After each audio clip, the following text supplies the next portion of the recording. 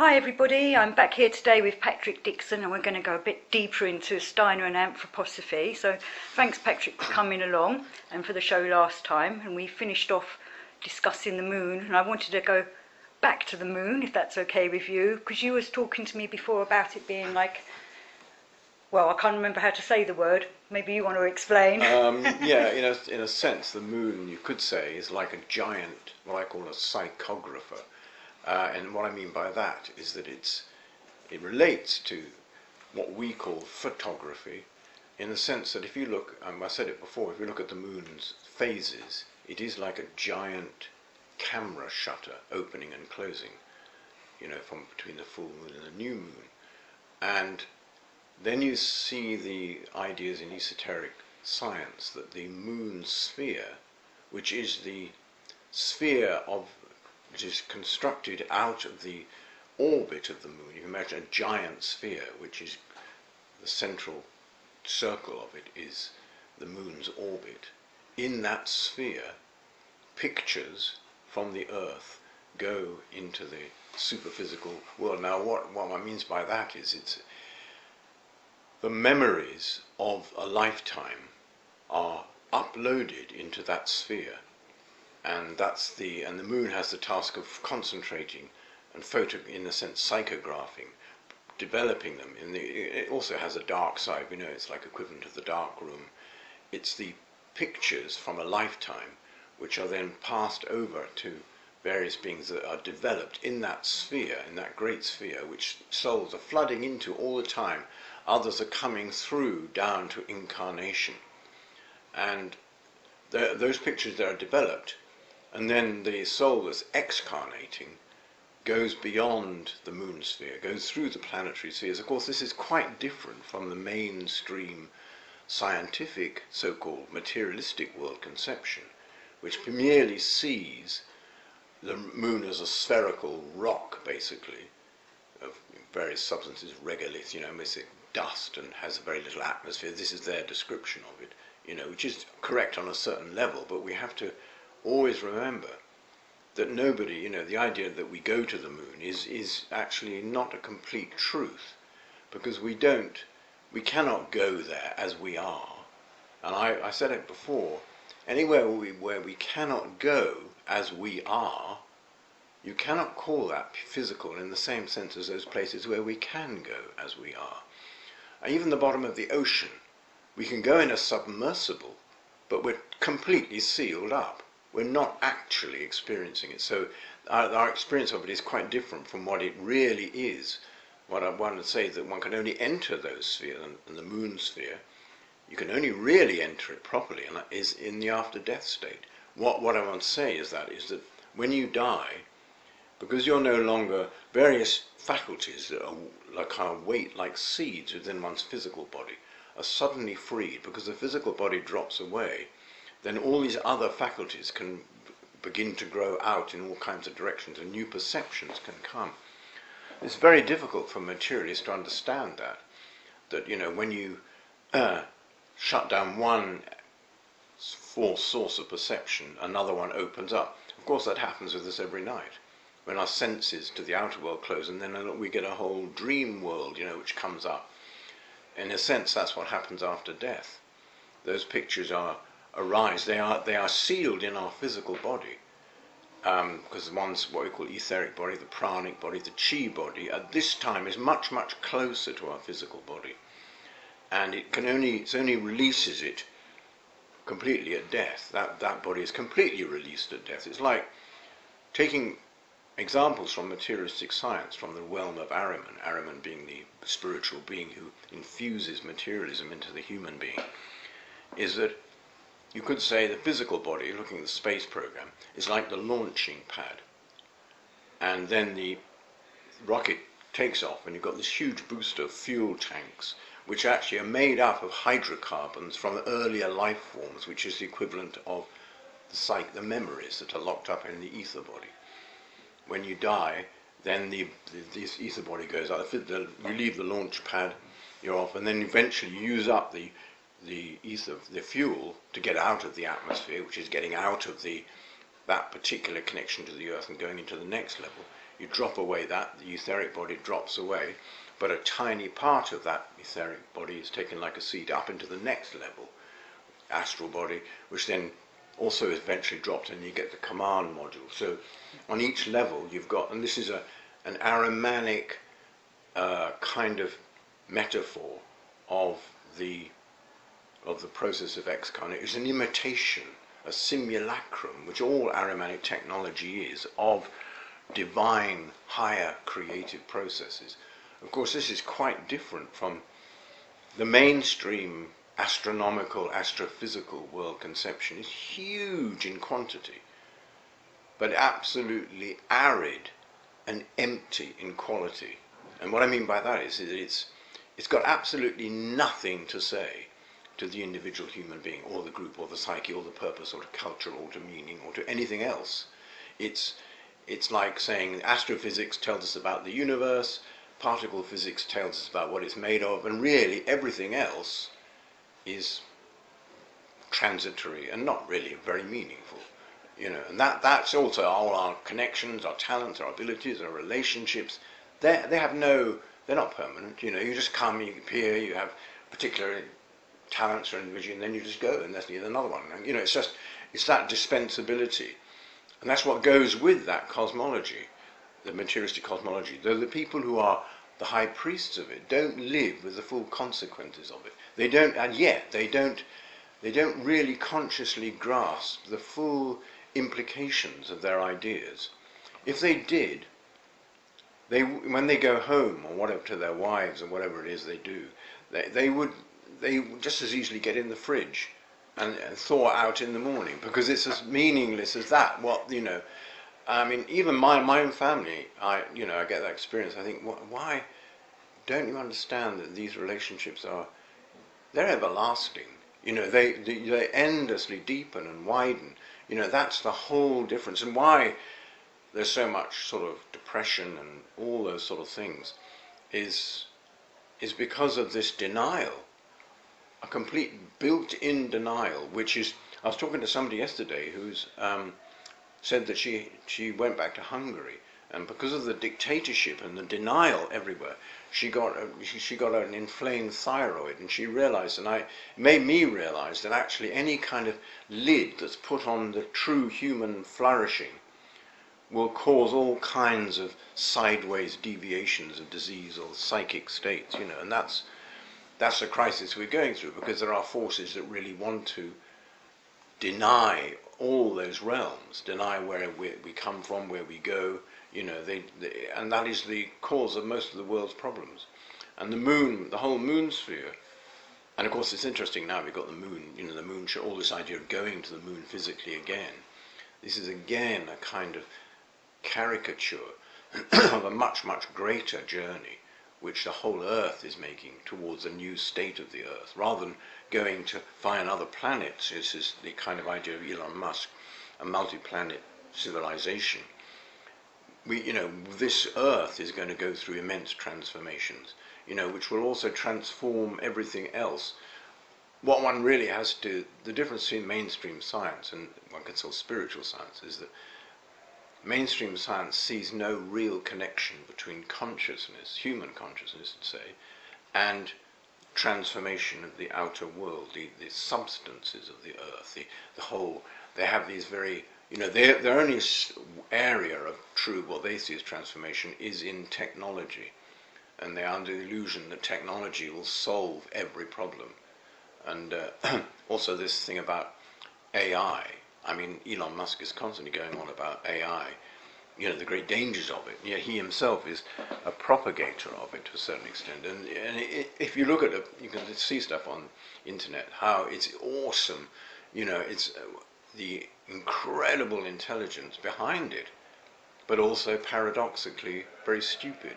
It's like it's not, the only thing that can stand up to that brilliance, which is also a fallen imitation of, in a very short amount of time, contracted time, of the vast super organic and deep volcanic processes that brought about the world and all the, the human all the organisms of the earth.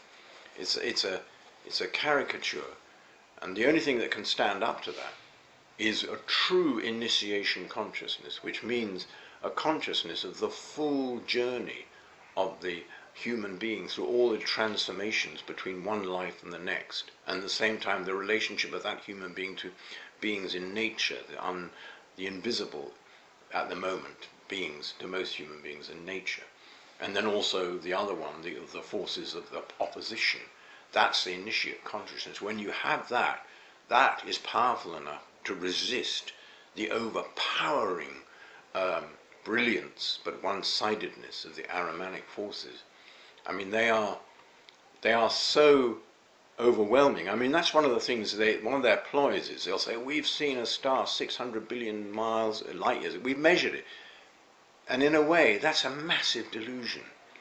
It's those sense organs have. In a way, what you're saying is, those instruments, the fact is that they pulled out all their intelligence and pulled it into things rather than inner development, has made that, it's almost like saying the distance of that star to this device, or our perception of it, is you've increased the distance between the human being's realization of their true nature and, you know, their star condition.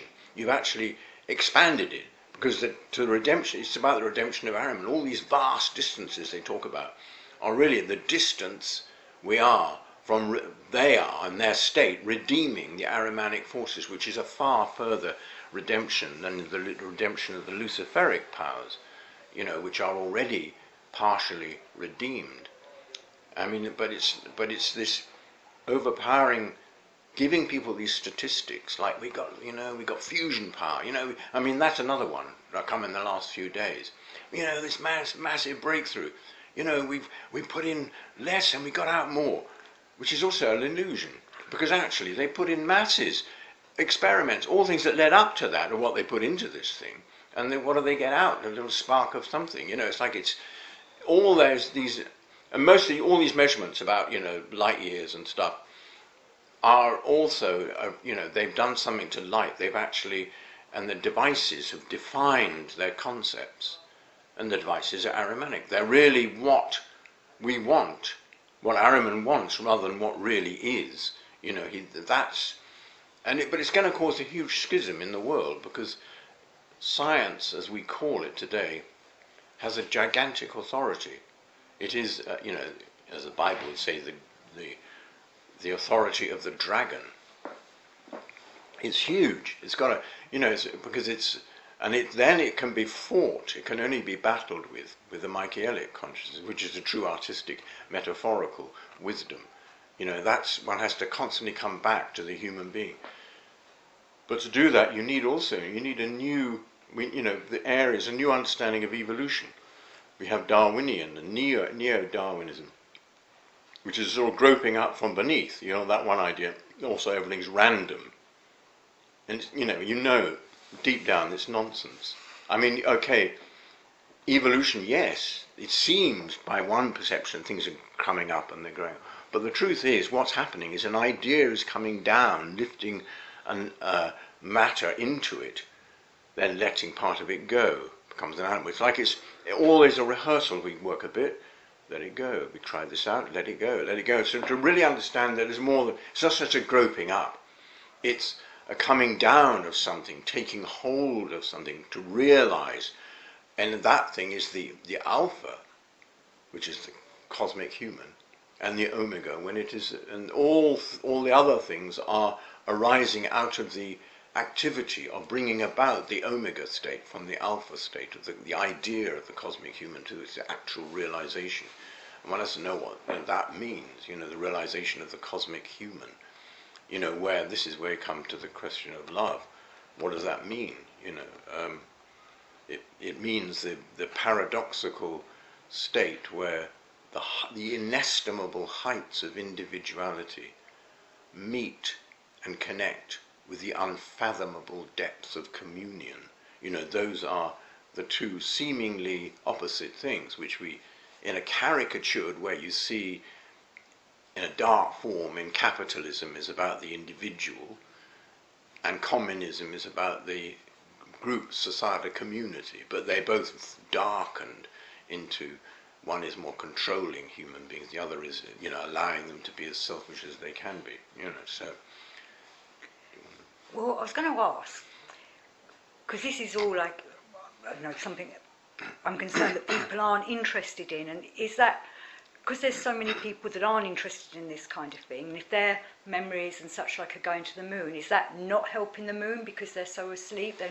Should we have more people that are cosmically aware so that they can send the right vibrations? Yeah, absolutely. I mean, in a sense, being cosmically aware, you're actually nourishing the spiritual worlds. They need us. We're on the stage. They've written a script. We've got to give a great performance. And have a great script is if we don't do the performance right, it's not going to work so well, So that's very important. I mean, a lot of things can't get into the spiritual worlds. They can only go so far, and they're held back. And then what happens then? A soul comes down, and this negative thing, undeveloped, will attach itself again, rather than it being worked on. If the soul can go through first of all, the great archetypal events are the releasing of the ether body, which has got all the pictures of your life, all the huge, vast panoply of perceptions that we take in. Most people forget immediately. That archetypally, as all the great teachings have said, goes on usually about 3 1/3 days. Then that's the initial releasing of the ether body, which then takes those pictures into the moon sphere. And then you go into the soul world, the astral world, where you then archetypally go backwards through your life from your death to birth. And in that process you feel not just what you felt in life, but you feel what you made all others feel. You get a reflection of the effect you've had on other human beings. This is a learning process. When you go through that, then you go into the spiritual worlds, where you start to meet for the first time beings that are not human, that are superhuman. Because in the soul world, you really connect with other human beings. That's the process, and usually that takes about 1/3 of the length of the life you have led. In the spiritual worlds, you then really start working with the higher creative beings. And of course, this is way beyond our present time's understanding. We're so crushed under the Ahrimanic materialism that you can't barely imagine it. But there are souls who do, and when they get through, they're carrying up for the rest of humanity this thing to the higher worlds, who then reinforce them. Yes, you've got so far, now we'll give you the next episode, what you've got, and they come back down. And that's what, when you say 1,000,000 zeros don't add up to one, one or two human beings have a massive effect over the whole earth. They may not be fully conscious of at the time, but that's whereas there are other souls who can't get beyond even the moon sphere. They go up and then it's just reflected back, and they have to go back and they have to rework it. I mean, the more developed a soul is, the less you feel you have to come back. You much more choose to come back. Whereas on a lower level, you can't. You don't have so much choice. You're compelled. And then of course there's the whole purgatorial thing where souls are sent down. I mean, the book of Daniel Andreev is amazing in describing these worlds where souls are trapped for a while, and it's like a hard lesson, and when they've gone through like a prison sentence, you do it, and then eventually you can get up again and get out. So I mean, the thing is about all these ideas, they enrich, if you really take them on board in a deeper way, your normal life now, what it really means. Because otherwise, ultimately, you do get to the point, what does it all mean? Why? What's the point? If you get that really deeply, either makes you very depressed or turns you into a criminal. You just think, what the hell, why shouldn't I, we're here once, this is everyone's dog eat dog, you might as well get what you want, and you know what I mean? It's that, because it forces you into a very one-sided, sense-bound experience. But if there was more of a spiritual teaching out there for everyone that maybe they need to be taught it from schools, it's something that's been taken out from that, rather than this rationalistic view. then hopefully the criminal side of things would rethink things, because Oh yeah, yeah, of course. If people really began to feel the karmic consequences of what they do, they wouldn't do them. Not so much, you know. I mean, that's. But then it goes to this whole thing of rationalism. You see, I always say there's rationalism, irrationalism, and supra-rationalism, which of course mainstream science doesn't know exists. In fact, it even denies it. I mean, rationalism is you get these people who speak about into several examples as they think they're really clever and tuned in, and up to a point they are, but they're also totally trapped in a certain level, you know. I mean, rationalism has its images in, you know, certain forms of mathematics and geometry where it's applied, and architecture and forms like that. You know, it works on a certain physical level. You know, physics works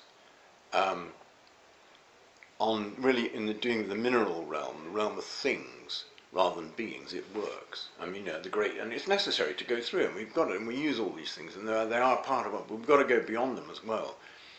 And it, you know, it started to a certain extent. It was given a great boost at the time of the Greeks. You know, that was Aristotle, partly coming down to earth more, the four elements, and then Archimedes, the five mechanical principles, you know, laid the foundations for simple machines.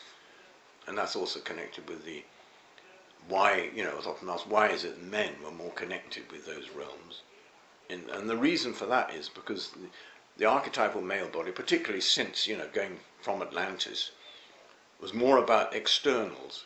You know, the external skeletal-muscular system was stronger. You know, the external muscles. And that means that the things like levers and pulleys, which are all derived from processes that go on between our tendons, our muscles, our ligaments, and our bones, that is all that technology came out of that. And that was really, first of all, the masculine idea that the guy goes out, and he goes out from the cave and he hunts and kills and comes back to the cave, which is also the womb, you know, where the feminine is nurturing what's coming up from the cosmos. It has to be softer so it can receive this very delicate thing. And that, you know, there's a great archetype in those primordial feminine masculine principles. And therefore, and the technology thing was, on the one hand, the male was more polarized in his sexuality and his thinking, whereas the female was much more into the heart realm. You know, and that is very important to understand, that even the sexual organs are closer to the heart in the female, and the male they're external, and the brain is more external in the male, it's further from the heart, but of course, as the soul develops, it overcomes it, even though it may incarnate in different genders, it doesn't get completely overwhelmed by the particular gender it's in. It takes the fruits of what it's been in the previous gender and develops that further, so men can become more activated in their feminine and women in their masculine. So, you know, but one of the great problems of today is this idea, because we're only one thing and that's all we are and that's one lifetime, we get that, why am I this, and they're getting all the advantage. Instead of saying, where I am, make the most of it. This is what I've got to do now. I was in a previous gender, now I'm in this one, now make the most of it. You can develop, there's something there, you know, that's, and really understand that. And now, of course, you know, we have been, ever since, you know, even the Judaic stream, the main emphasis was the patriarchal. That, you know, that one has to get a much deeper understanding of what that means. In the Judaic stream, you know, going from Abraham, we're talking about developments of consciousness and the blood mystery, really getting a blood state which could receive the cosmic being, the incarnation, which was also a masculine, but it was supported by this tremendous power of the feminine, the whole earth and all those women that were around the incarnation. And then, of course, you know, there has been this patriarchal thing was a necessary thing. I mean, before that, there was a very strong matriarchal thing. In the future, we've got to be both. It's like, because we swung too far. We have gone, now our whole technology is sort of fire-based, explosion-based. It's tearing through the membranes of the earth. It's very one-sidedly masculine in every sense. It's non-intuitive, it's over-intellectual. And that's something that really needs to be acknowledged and the virtues of it, but also balanced by a new feminine Sophia consciousness, which will develop new faculties, renewed again, clairvoyance, all these faculties that had to be for a while shut down so that the individual power of thinking could develop, will be activated again, but enhanced now with all that's been developed in thinking. So it's, there's a great, great purpose.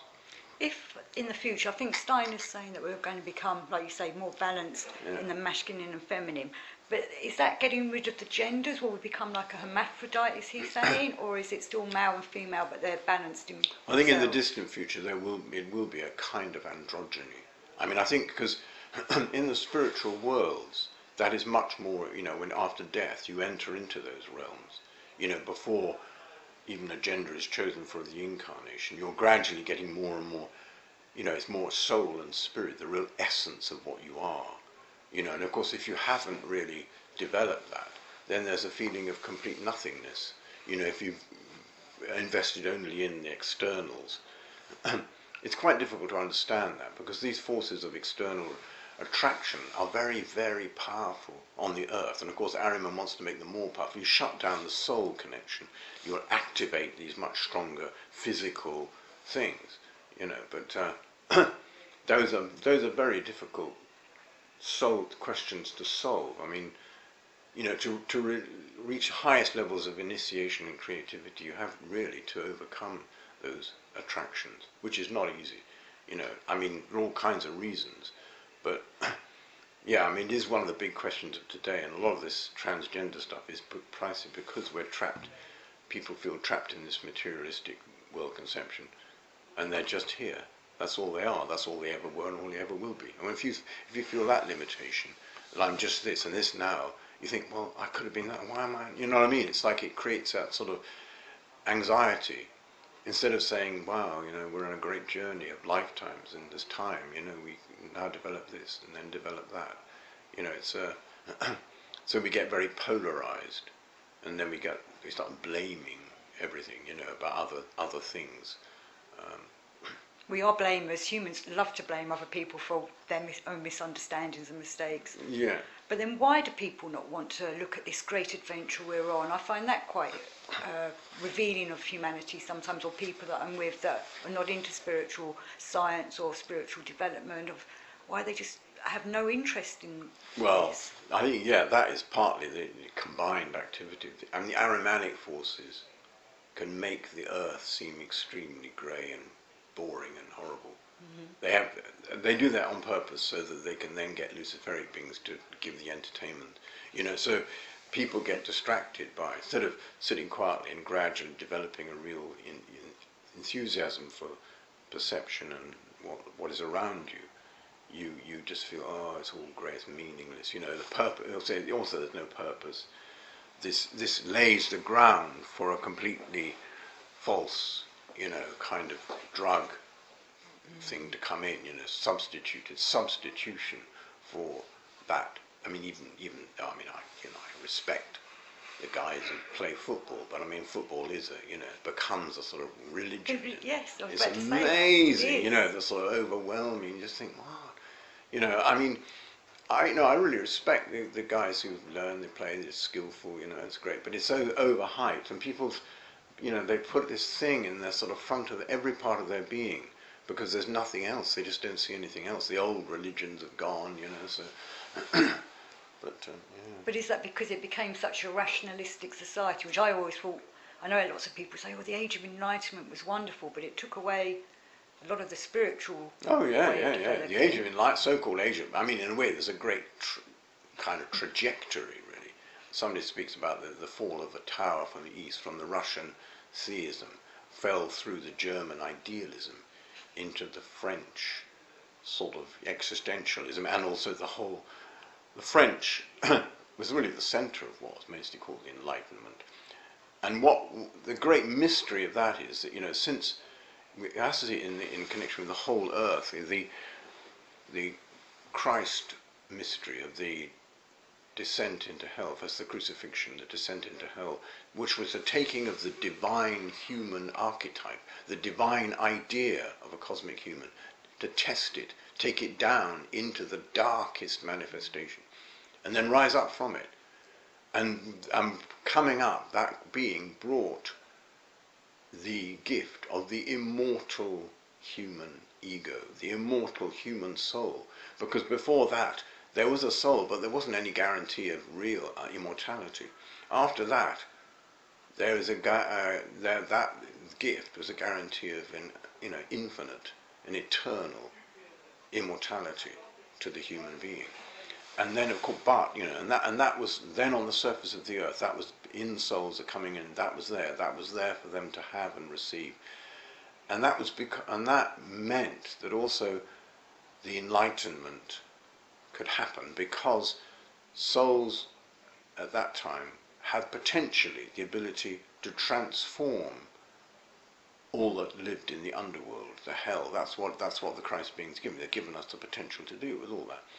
But of course, and what that meant was, after the harrowing of hell, the coming up, that opened up all those memories of the divine creative forces and processes that laid the foundations of our present universe.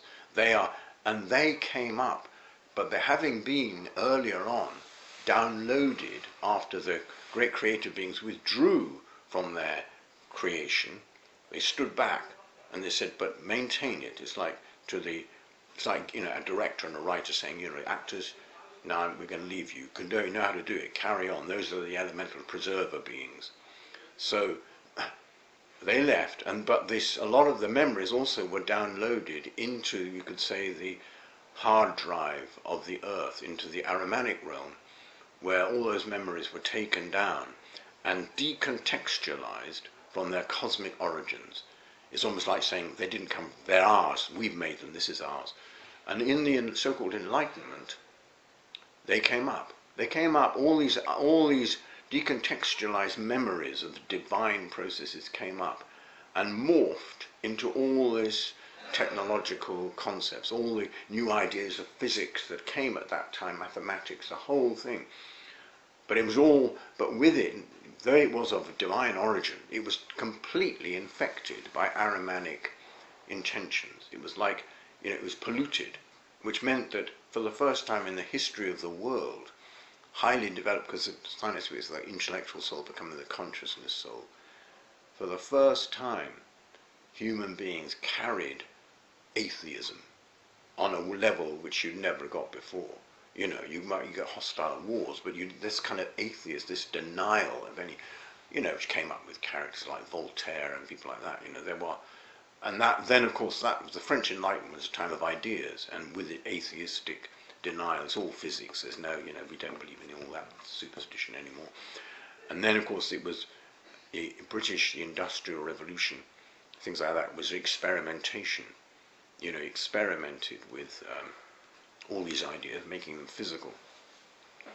And then in America, these ideas were immediately applied. So technology literally exploded over the American continent, with railroads and all the things they did. And that's, of course, the great mystery of America, that in a way, the indigenous peoples of America guarded it, prevented the Ahrimanic forces from coming up from beneath for a long time. But once they were pushed away, then the protection wasn't there anymore. So there was very powerful Ahrimanic forces coming up in the American psyche, and still do. So that's, the very dark side of that. And in the extreme, you could say the dot-com billionaires are an example of that too. That's the danger that we have to deal with of the future, where the transhumanist religion, those ideas of a purely physical universe, which feed all these science fiction ideas about traveling to other planets, and in that sense. It's quite a mix-up, isn't it, with science and spiritual science, and of these people wanting to go, because I always thought that maybe Elon Musk was trying to get to Mars or wherever he's trying to get to, because he knew that the Earth was falling apart and they're all just trying to run off. Well, there is an element of that, definitely. I think that's the dark, I think if you analyse the darkest materialistic dream, is that I've got all this money, I could do an escape, but I've also got to escape from death. So I've got to find You know, the idea of I can make my physical body immortal, and then I can travel all through the universe, find other planets, do what I, you know, that is, it's very tempting, it's a very powerful spiritual drug, but it ultimately would be a trap.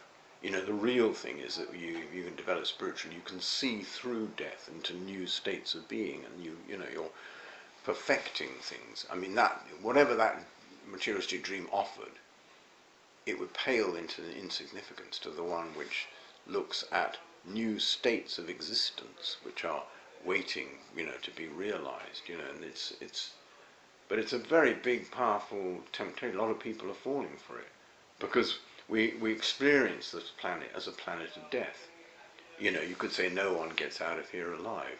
You know, it's that whole thing. So, whereas, I mean, you know, the divine is saying, yes, you do. You know, there is. It's just a matter of opening your eyes. You know, you can see. But there are, you know, because there's tempting. It's also the thing about aging. You know, this fear of aging, which I know that I can understand that. I completely understand it. But I also, you know, if you've got to lengthen and deepen your perspective to deal with it, you know, because Ariman really wants to make people. He wants to worship youth in the wrong way, you know, and just deny age. As any age is just a falling apart. You know, look after him, put him in a care home. That's it. You know, you don't really, you know, you don't see any faculties there. You know, so. So this is maybe why the rich are always trying to replace their body parts and having all their plastic surgery, but that will go on in future into mechanical. Yeah. It gets robotic deep. ways. It could go deeper and deeper. I mean, that's it. That's you're holding on to it. You're not living with it. I mean, you can rejuvenate your body to a certain extent, a lot, you know, but from inward activity through disciplines of diet and all sorts of things, you can do a lot. But the dangerous one is when you start depending on organizations to replace your parts, you know, because you're owned by those organizations. You know, I've got a comedy sketch about that, you know, about some guy who's getting a message from the future that an institute has got a mock-up of his brain, and they're in there looking at it, and they know it's got to be replaced, because, you know, it's a kind of extreme comic caricature of those forces. But you in like transhumanism, you're putting yourself in the hands of forces you have no real control over. And the real mystery of the divine is that we should get more and more mastery of our own being. Then we can serve a greater, you know. Well, interesting you said that, because that's one of the things I wanted to bring up with you, because before we discussed the difference between will and love, and for many the mastery of themselves is to develop their will, and then the other week we were, you and me, having a private conversation about actually no, the love is the important one, but this is not the love that most people think of as a love. Yeah. So maybe you could comment about the difference between will and love. Yeah, I mean, of course they're both, I mean, Steiner constantly points out the triad between thinking, feeling and willing, and that willing is, in the cave, is the dark thing that we're not conscious of so much, that we're driven by forces we're not, and the greatest mystery is supposed to be not the thoughts of God, but the will of God. What is the purpose? And yeah, purpose, will is very, very important in the sense of just keeping going, persevere, all those things we talk about perseverance and what you do. The dangerous thing is where will is substituted for love. You know, you can become a very, very strong will. You can get your way things. You can use it in a way. But that's, if it's not allied to serving others, and that is, you know, there is a real love, a feeling for others. If it's completely divorced from that, then it goes very, very dark. I mean, it's like you can see in machines. Machines are, in a sense, manifestations of will, but they're controlled. They're controlled from the outside. Luckily, But if you sit in if you say you can't drive, or you get into a plane, and you don't know how to fly it. You know, like these jumbo jets or something, and that you suddenly feel, my goodness, the will of this thing. I can't. You know, it's got this huge thing. You need. And that's what it's also that the human being can get out of control. But you know, the will of, if the will serves all your purely sensation, your short-term feelings of just feeling good, if it serves as at the expense of others, you know, that's when it starts going really wrong. That's the end of the black magician, is where you have will over others, you have will over people's lives, and you know, you can do all sorts of things like that, whereas the greatest thing is to serve a higher will, that you'll give your life for a higher will. You know, you search to make your own will at one with this higher purpose, whereas the dark side is that you liberate yourself from the higher purpose altogether, and now you have no constraints at all. You become a sort of cosmic autistic psychopath, which is what, to a certain extent, Ahriman is. You know, he's got, like, it's autistic. He's got a certain brilliant qualities, but he's got no moral compass at all. You know. Where love would bring him back to a Yeah. Love. I mean, in a way, you see, Ahriman is desperate. I've often said it. I brought out one of these meetings. He's like an alcoholic who can't stop, and he's living with somebody. You could say this is the image of the human being who's trying to hide the bottles and all the time stopping him drinking, and he doesn't thank them at all. He hates them that they're doing that, but at the same time, in the end, he will thank them.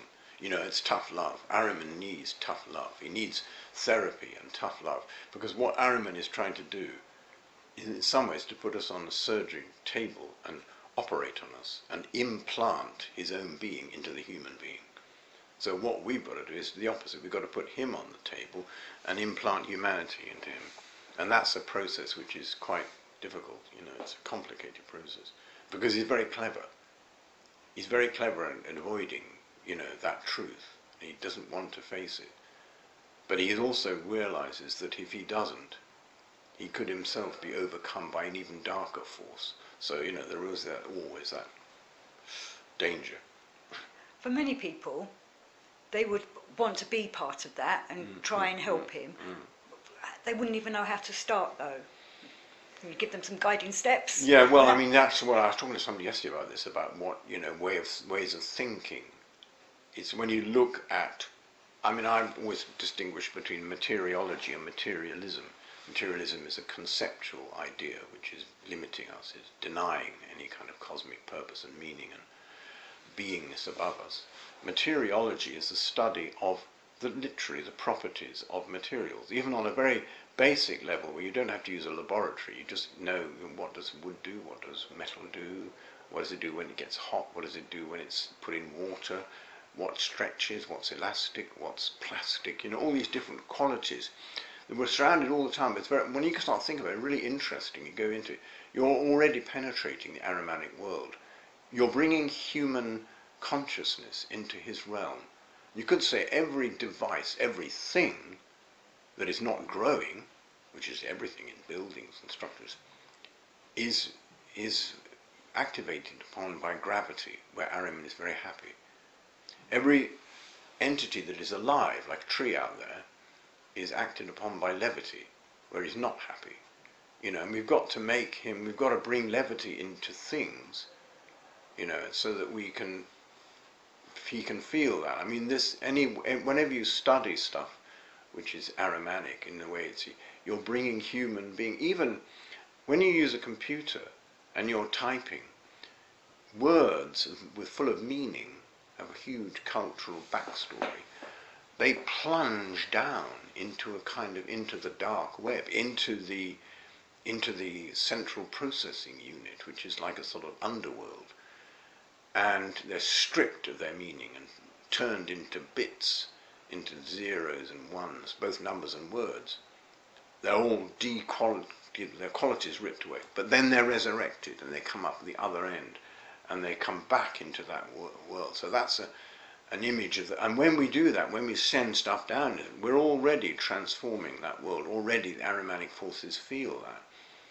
They want it, they need it, but they find it at the moment still very difficult to admit it. You know, it's like somebody doesn't admit that they have an emotional need, but they can't do without it either. So it's a kind of tragic. Ahriman is in a sense a tragic figure.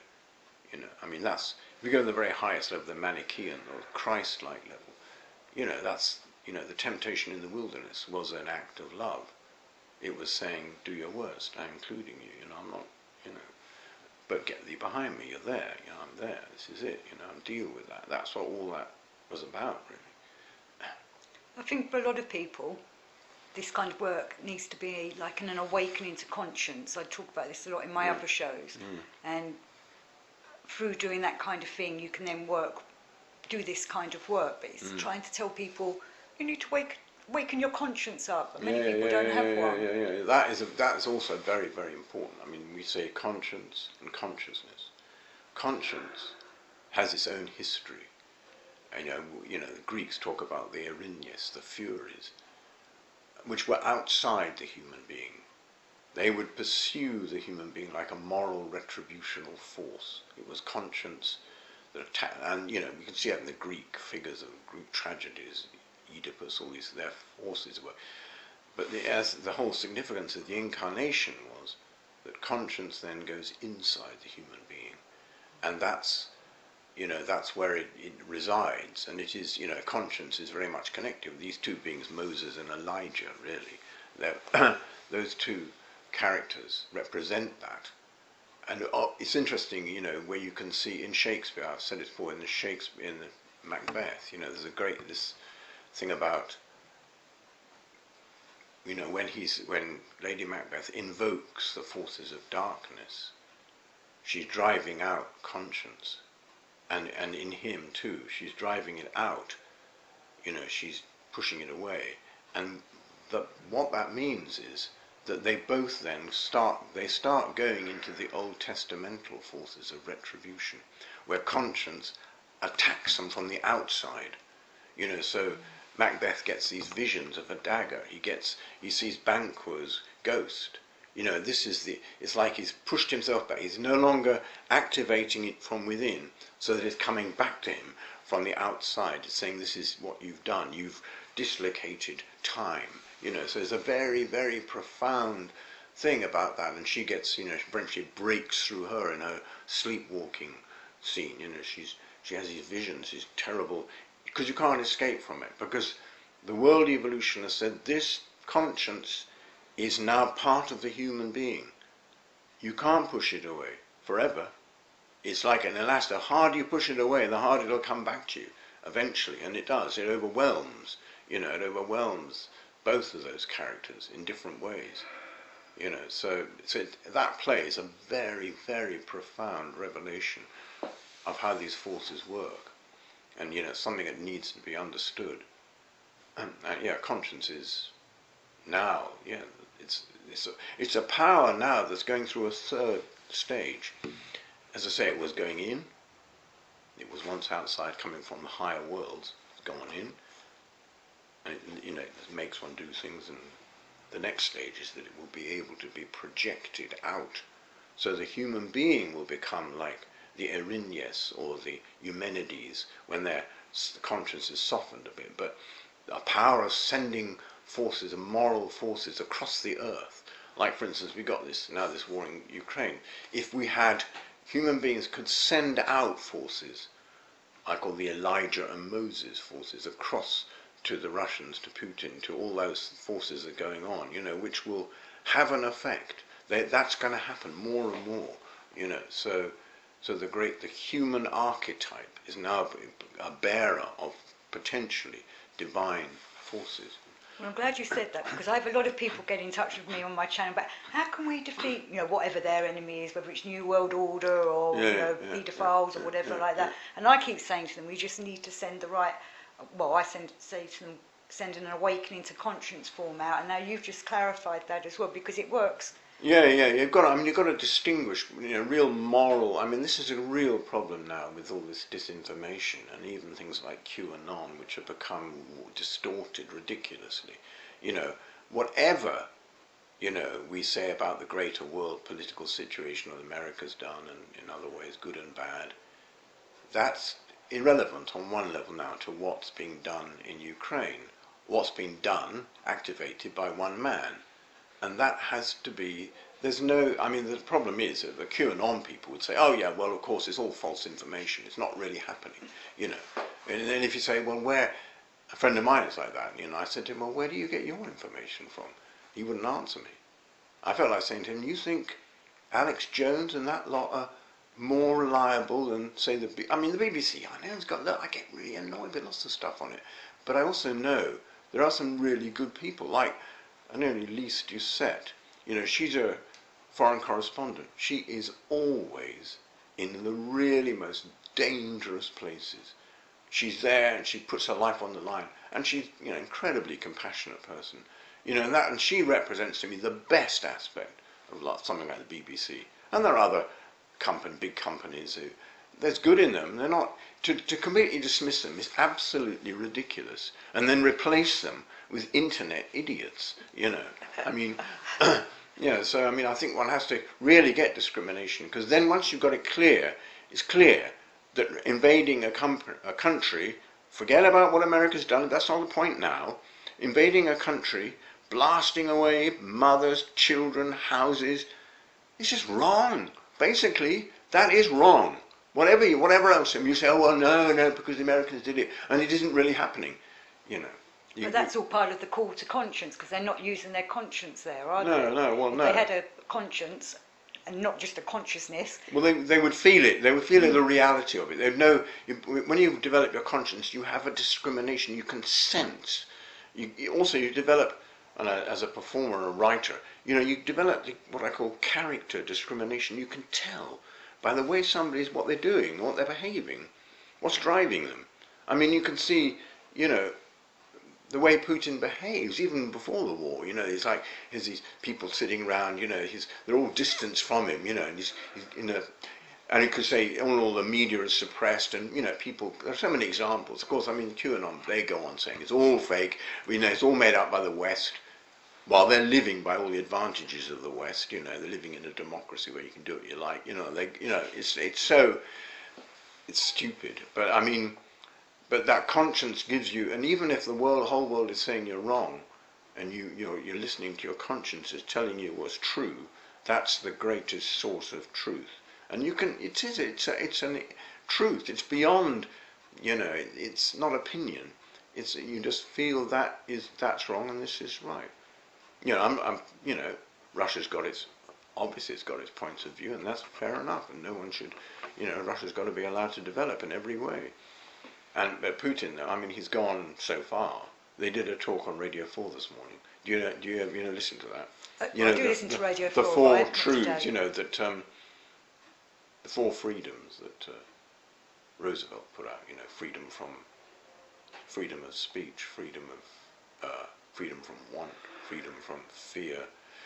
And freedom from fear this morning. This woman, she's English, but worked in America a long time. She also spoke Russian. She'd been in Russia, and she spoke about it very openly about the situation. And she seemed to get to the point. The bigger background is, Terry Boardman. No, I don't. He really kind of annoys me intensely. I should get over being annoyed with him.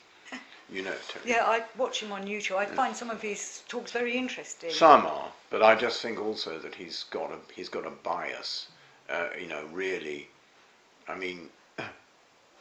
he would. A lot of people who follow him are sort of saying, "Oh, yeah, it's all America's fault." Blah blah blah blah blah. They also say, this thing about, well, America has had all these bases around Russia. How would you like it if blah blah? But then again, they also forget that after the Second World War, Russia, the Soviet Union, took over loads of countries, and they took them over.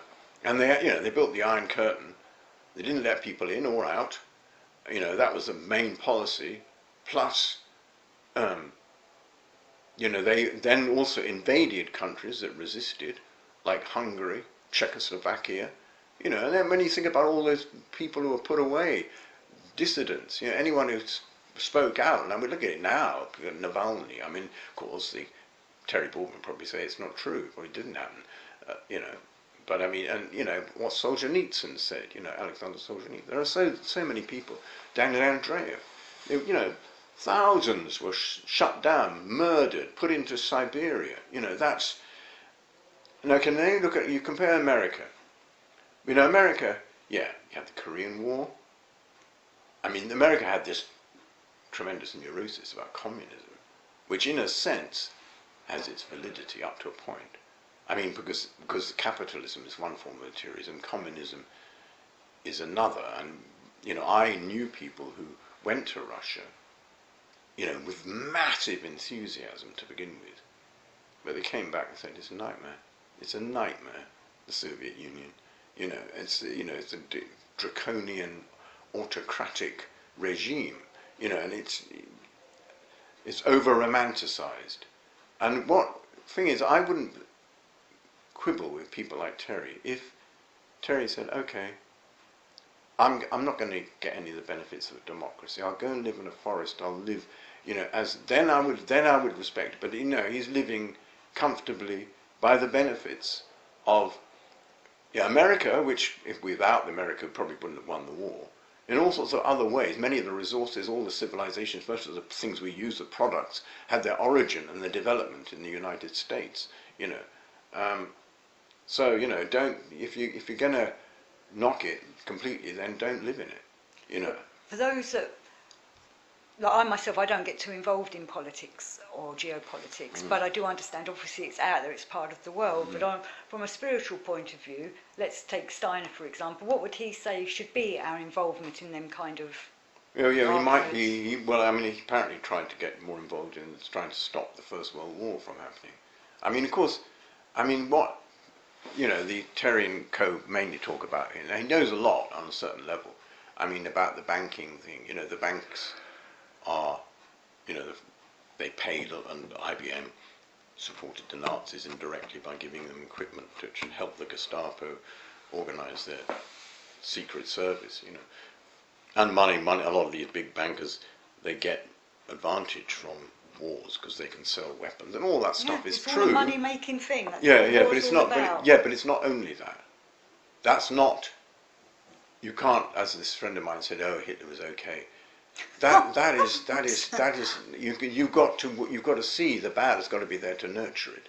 And you know what was coming through the Nazis was something else. What was coming through the Nazis was, first of all, a very, very. It's partly to do, in related with the fact is that they lost the First World War, Germany, and it was very depressed, and its economy was depressed, and the people were depressed. And when you're depressed, in every sense of the word, you're more prone to being deceived. So that was, you know, a very important element. And then this arising of, you know, the dream, you know, you get up from this depression, I'm something, you know, you said I'm nothing, but I'll show you. So you feed off an occult past, glorious, half-created past of the German folk soul, and you elevate it up, and then you begin to see, where you see these bankers, you know, you call them the Jewish bankers, whether they're coming from the States or whatever it is, you know, that's the problem. That's what's caused a lot, and they're the whole Jewish thing inside our country. They are controlling the money, they've tried to control it, they've stopped everything from developing properly. And there's partial truth in that, but then again also some of the most cultured figures who helped Germany between the wars were from the Jewish, you know, and there's some, you know, Einstein, scientists, artists, musicians. So it was a stupid, one-sided view that was developed. And then of course that was the pantheistic German thing of the Hitler Youth, you know, the sort of worship of nature, which gradually darkened and darkened as the perfect race, it was a reactivation of the Greek god thing in a sort of, in a way, inappropriate time, and idealistic, but in a sort of very narrow sense, and therefore everything else is not ideal, and therefore we should get rid of it. You know, so this darkened, it got darker and darker into the Gestapo, then into the Holocaust, into the final solution, which of course, probably Terry and people like that say probably didn't really happen or was exaggerated. You know, tell that. There's a guy who used to come in here, he was a concentration camp survivor. He's gone now, he's very old, but you know, they exist. There are hundreds of thousands of people who went through it and they speak about it. And it's actually an insult to them to say it didn't happen. And it's also, it's weak. I mean, yes, we know that, you know, the human being, there are forces in the earth which are dark, and they're being exorcised. Germany was exorcised by what happened. You know, they got a little bit of a right-wing backlash now, but they've been the last people to be that in the last 50 years, you know, because they brought it out. I mean, the Nazis were diametrically opposite from what Steiner was, you know. Though Steiner is accused of being racist, which is completely stupid. Well, that's just a misunderstanding of what he was saying from the letter. That's Well, kind of yeah, but reading the that's, headline and not understanding what he's actually saying. yeah, of course, but it's also the fact is that anyone who talks about race in this so-called woke time is got to be racist. You can't even talk about things, you know. You've got to look at them, realities of them, you know. So, but that's a whole question in itself. But, you know, people are shut up before they can even expand their views. I mean, there's a difference. You could say somebody's got a view about something, and then it's not racist. But, you know, what a racist means is that somebody you'd actually, Hitler's terms, is you killed another race. You wipe them out. That's the level on which it's completely different. You know, you can have like you'd have an opinion about transgender people. You say, I don't really approve of it. I don't think it's right. But I'm not going to attack them. I'm not going to stop them being what they are. You know, so you've got to get that nuance, like levels, because I mean, otherwise if you say, oh, you know, it's like some of these Christian fundamentalists say, if you don't worship Jesus Christ every day, and you're going to go to hell. I say, well, okay, if I don't worship Jesus Christ every day, go to hell. What do you do with serial killers then? I mean, you already put the minor things in hell. What do you do with? How do you make it worse? You know, it's just so, you know, it's crazy. You know, and this is where the whole thing Ariman thrives on is confusion in the world. Confusion, you know. So you've got to get clear what in America is what's been wrong, what's right, what's come from them, what come from the west to the east, what's come from the east to the west.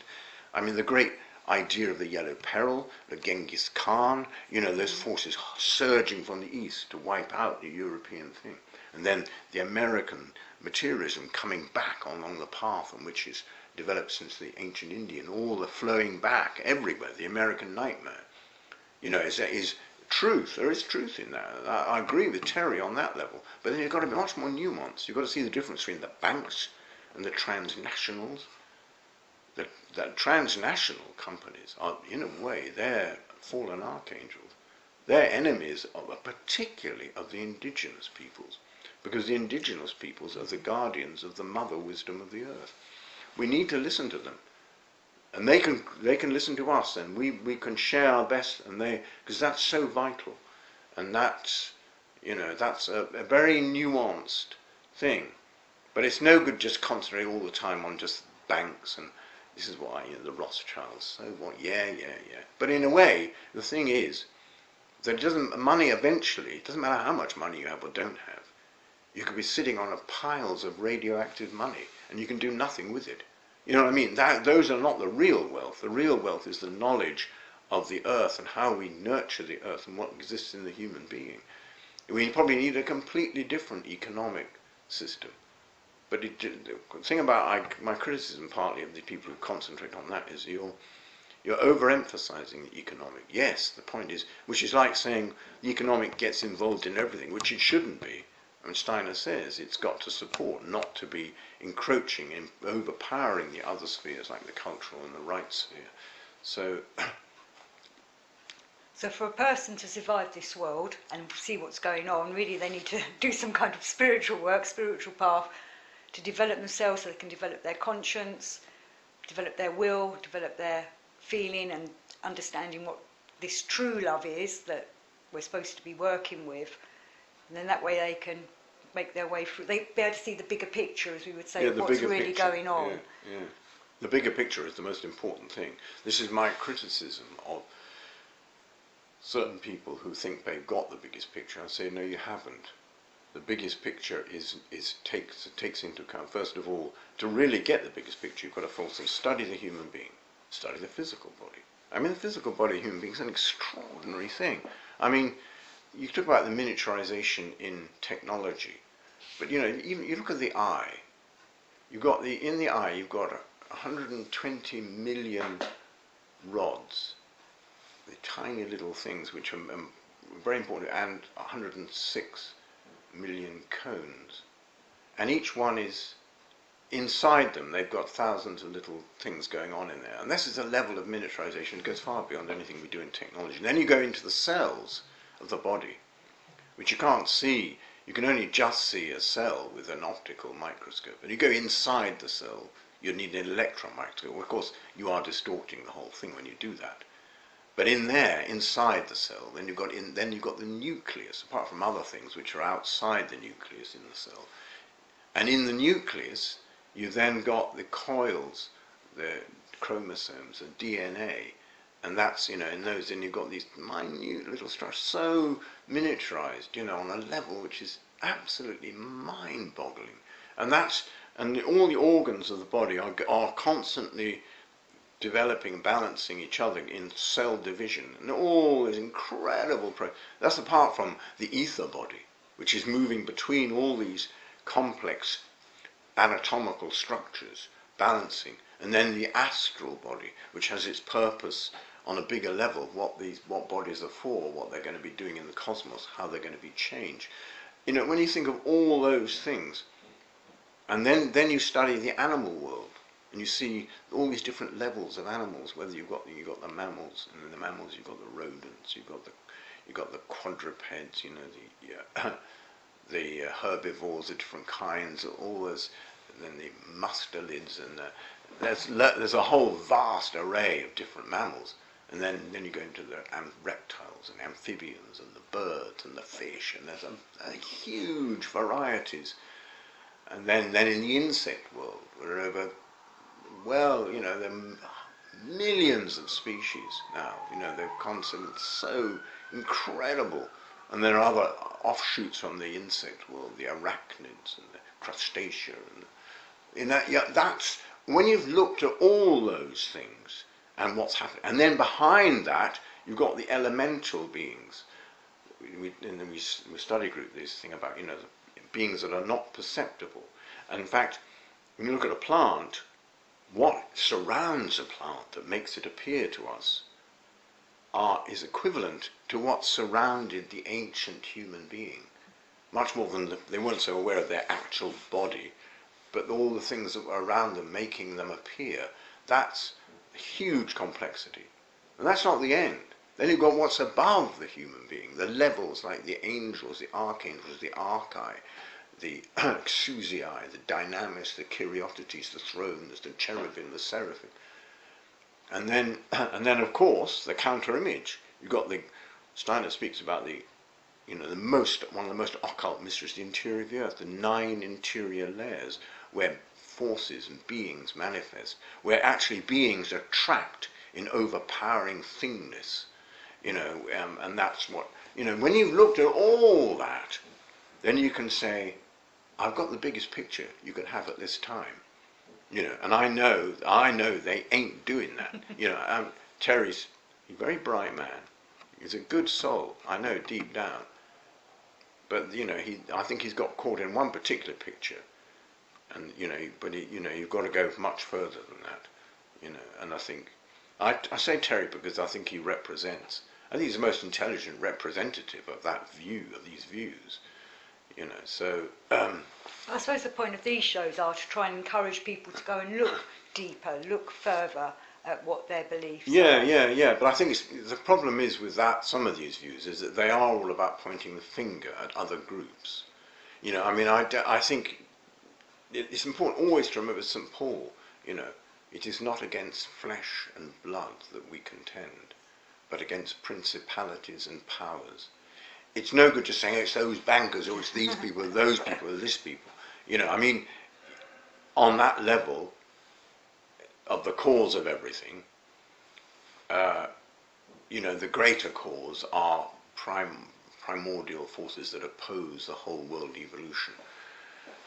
But on a visceral level, then you can say, but, society like Putin, what you're doing is not the right thing to do. Whatever else we're putting up with, this is a wrong move. There are levels of descent into activity when you actually start destroying bodies, taking away what you cannot give back. You can say American influence is dire in many ways, has been.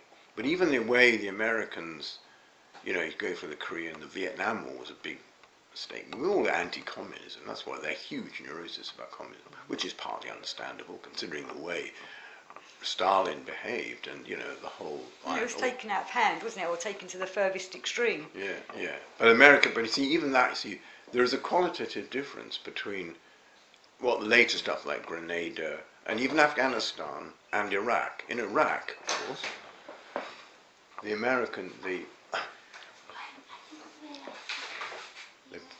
people were quite happy to see them.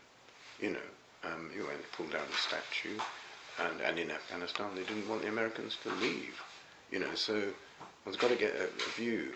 Of course, there are many double standards in all this stuff. But that is quite different from a very much more atavistic way in which Putin just walked into another country. I mean, it's like Americans didn't do that in the sense that they didn't want to replace, they didn't want to conquer it and take it over for their own. They weren't land grabbing in that sense. That's not what Putin is. Putin is land grabbing. He wants to take it for himself. And it's like also the great danger you've got with Taiwan. What's the problem there? The problem is that Taiwan, Xi Jinping, the CCP, the Communist Party, are really worried about having a democracy too close to the coast. Literally, because people will be looking from mainland China thinking, God, what's the time they're having? That's why they had to shut down Hong Kong. They didn't want democracy to infect, the autocracy. And whatever you think of democracy, it's incredibly corruptible. The original idea from the Greeks was a good idea. It's as good as we got now at the moment. It's certainly better than the autocracy where one man can put himself in power indefinitely. Because once you have that, you've got the double coming. The double takes over, and that human being they want to maintain their power there. And the more they do it, the more they need to do it, because they get more and more afraid of the backlash when they finally put out, all the things they've crushed, all the things they've intimidated are all waiting for a moment. And they know that. They're building up an antipathy, which they have to crush even harder, and that's, so it's got a built-in self-destruct in those kind of structures. But maybe we can help with that, with what we were saying before of developing a right conscience. Yeah. You've got to send pictures of, it'd be good if we all got on, if we know that, freedom in this country, we could then share ideas culturally. I mean, like Ukraine and Russia could have a great relationship, sharing their, those are the things, imaginations you send. And if you send them strongly enough, then the dark ones will be brought to light and be seen for what they are, But you've got to send the light ones, rather than just arming them for more war. Though I do understand why that is happening. But ultimately, you have to send true, great moral imaginations, which will then, bring about the right response. So, peoples, I'm going to bring the show to an end here. I think this is something we've got to really consider and work upon with ourselves and make sure. I suppose it's like sending conscience-filled imaginations out there. This is the right way of using the imagination. Yeah. This is the Elijah Moses thing. This is the conscience and consciousness. Those are the two witnesses that the world has to awaken in everybody. Well, thank you very much, Patrick. So Patrick Dixon was with me today. Thanks for doing this, and I look forward to doing more with you. Yeah. I hope it was all right. It's brilliant. People will love it. I do repeat myself, but because these things need to be repeated. I'm trying to put into art new ideas and all sorts of things, plays and drama. This is where I think you can say new things. Well, that's what I agree with. I think it needs to be put into art and, like you say, plays or shows. There's not enough of that kind of thing out there, a conscious type of media that people can pick up, even if it just goes into their subconscious. There's too much doom and gloom in TV and art these days. We've got to look at the dark side, but not think that's all there is. That's really ridiculous. But thank you very much, Patrick. Until next time, thanks everybody.